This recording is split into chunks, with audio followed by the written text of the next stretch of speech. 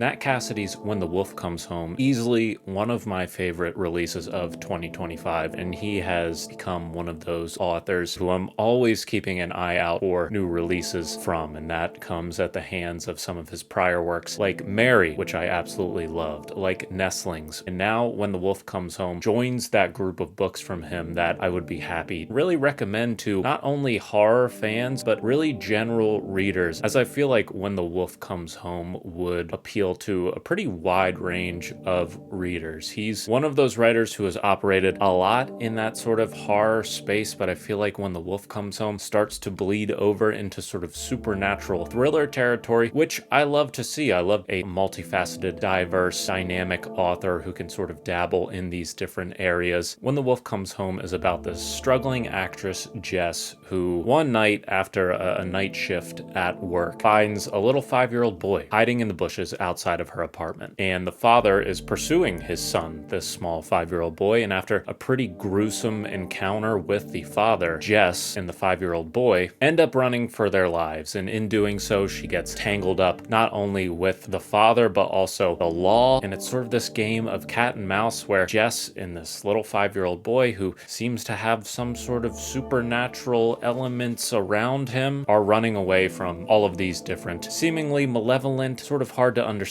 at times, forces. As they are on the run, horrifying incidents of butchery continue to spring up and follow them. Jess thinks she knows what's going on with this young boy, the pursuing father, but more and more seems to be compounded with each new event, each new thing she learns about the boy. Nat Cassidy brings things together in a very satisfying, terrifying, and emotional way in this book. As I was reading this book, it immediately evoked feelings of Firestarter from Stephen King, those 80s action thriller horror books that you may very well be familiar with if you've been reading the horror genre or the thriller genre for a while. So it was pretty satisfying to see then, as those feelings were coming up, that Nat Cassidy himself said that this book was an homage to those types of books, like Firestarter, like those 80s action horror chase novels, but in doing so and exploring it in a more contemporary context, has a lot of ground to subvert your expectations and introduce some new elements in new ways. I would definitely agree with his comparisons to the likes of Firestarter, some other works from Stephen King, as well as some other comparisons he made, like some of the thrilling works from Dean Koontz, even from Ursula K. Le Guin, and even movies like Terminator. This packs a lot of emotion, a lot of different elements that come together in a really satisfying way, and it shows that Nat Cassidy can do a lot when it comes to his writing. Each of his books that I have enjoyed quite a bit, doing a lot of different things, and in my opinion, succeeding in doing all of them.